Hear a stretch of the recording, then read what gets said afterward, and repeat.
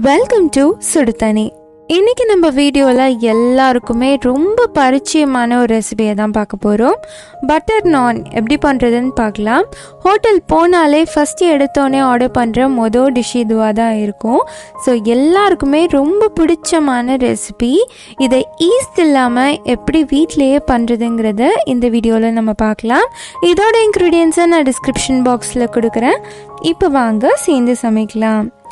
First இதுக்கு ஒரு பவுலில் 2 கப் மைதா சேர்த்துக்கோங்க. இது கூட 1 டேபிள் ஸ்பூன் தயிர் சேர்த்துக்கலாம். அதோட 1 டேபிள் ஸ்பூன் எண்ணெய் சேர்த்துக்கிறேன். இதுக்கு தேவையான அளவு உப்பு சேர்த்துக்கலாம். ஒரு 1/2 டீஸ்பூன் சேர்த்துக்கோங்க. அவ்வளோதான். இதை நல்லா பிசைஞ்சுக்க போகிறோம். சப்பாத்தி மாவு பிசைகிற மாதிரி தான். ஃபர்ஸ்ட் நல்லா ஒரு தடவை மிக்ஸ் பண்ணிவிட்டு அதுக்கப்புறமா கொஞ்சம் கொஞ்சமாக தண்ணி சேர்த்து நல்லா பிசைஞ்சுக்கோங்க. இது சாஃப்டாக கையில் ஒட்டாத மாதிரி நல்லா இந்த மாதிரி பிசைஞ்சுக்கோங்க. இது ஒரு 15 மினிட்ஸ் நம்ம அப்படியே வச்சிடலாம். 15 மினிட்ஸ்க்கு அப்புறமா இதை நம்ம தேய்ச்சிக்க போகிறோம். ஒரு குட்டி பால் எடுத்து நல்லா உருட்டிக்கோங்க.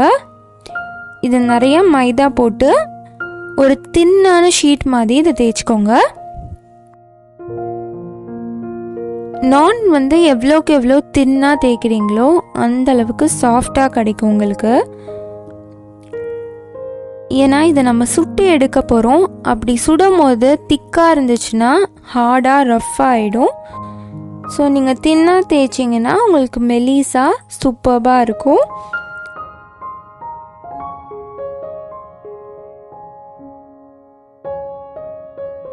நல்ல தின்னா இப்போ நான் தேய்ச்சிட்டேன்.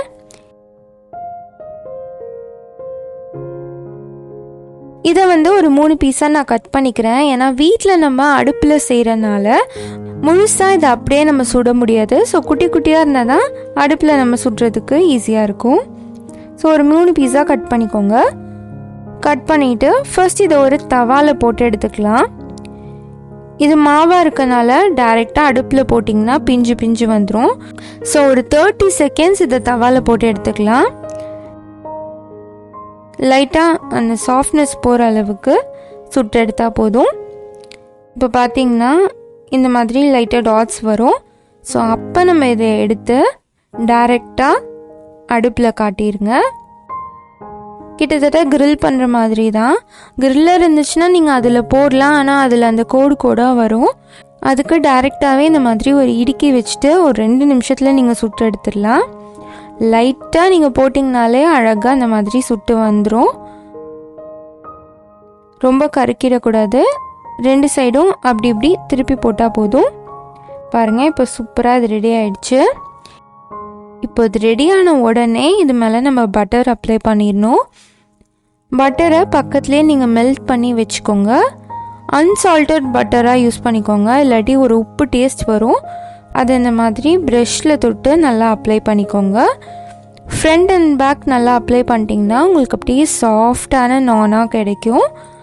எந்த கிரேவிக்கு வேணாலும் இது நீங்கள் சாப்பிட்லாம். ரொம்பவே அட்டகாசமாக இருக்கும்.